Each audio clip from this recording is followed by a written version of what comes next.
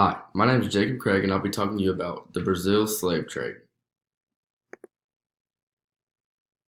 History of slavery in Brazil. In 1850, Brazil became a major importer of African slaves.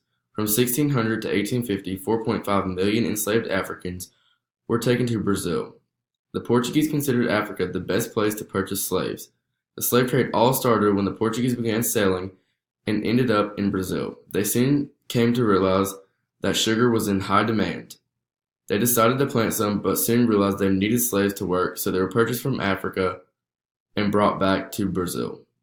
The Portuguese transported slaves purchased from West Africa to Brazil. Because of such a short distance, it made trading cheaper. It was cheaper to purchase more slaves than maintaining the health of ones already purchased. In this picture, slaves could be treated good or very poorly. If the slaves did not obey their masters or owners, they'd be chained up, whipped, or tortured. In this picture, slaves can be referred to as peasants. The queens, kings, and nobles couldn't make money or live without their peasants, just like masters or slave owners couldn't make money or live without their slaves. Slaves were not completely hopeless. They would leave their tents or huts to go and see what other activities were being put on by other slaves.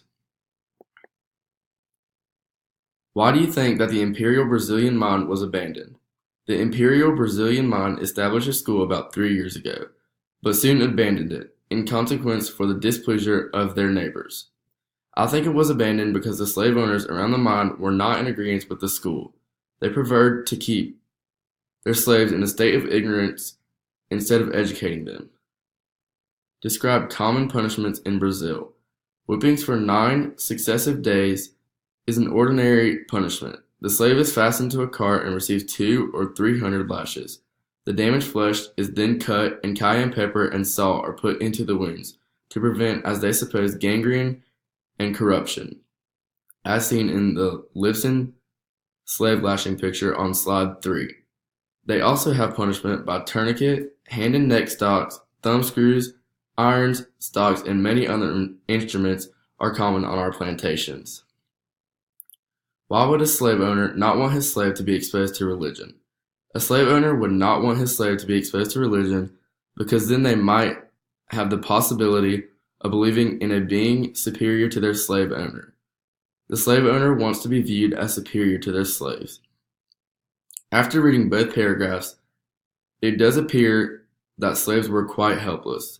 The slaves depended on their masters to receive necessities for living. Even though slaves were not taken well care of, it was their only other choice other than torture or death. How the transatlantic slave trade has shaped modern Brazil. Modern Brazil has been shaped by the transatlantic slave trade that became well known around 1850. During the slave trade, Africans created a dance called capoeira, which allowed them to practice self-defense. They were not allowed to be seen practicing any type of martial art, or they would be violently punished. It is said that they would have a lookout whose job was to tell the slaves to begin dancing if they saw a master in sight.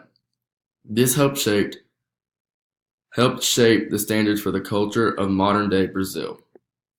Religion is also an aspect of everyday Brazilian life that was shaped during the transatlantic slave trade. Many Africans combined their beliefs and created a religion called Candomblé. It is a combination of Catholicism and Yoruba gods, and is still used in Brazil today.